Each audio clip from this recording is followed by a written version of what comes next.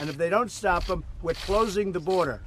They'll close it, and we'll keep it closed for a long time. I'm not playing games. If President Donald Trump follows through on his threat to close the U.S.-Mexico border, at least one organization says it'll have a big impact on the American auto industry. According to the Center for Automotive Research, the move could shut down production across the entire nation within days. Here's why. The U.S. and Mexico rely on each other to produce cars. Experts say most, if not all, U.S. automakers depend on imported parts from Mexico.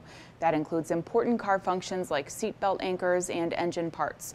In fact, government statistics show Mexico was one of the United States' largest suppliers of goods imports in 2017.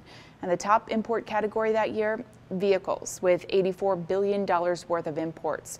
A statement from the American Automotive Policy Council said that putting the brakes on commerce at the border would be harmful to the auto industry, and that border access is critical to U.S. factory operations. It would also affect the economy overall. If vehicle production were to come to a halt, that would certainly impact the roughly 1 million auto factory workers' jobs across the U.S. The president has said he plans to take some kind of action on the issue within the week. We have right now 2 big caravans coming up from Guatemala.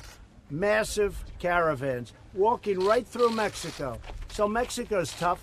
They can stop them, but they chose not to. Now they're going to stop them. Mexico has to stop it. Experts say whether that potential border shutdown lasts a day or much longer, the process of starting up factory production again could take months and prove to be detrimental to U.S. auto suppliers.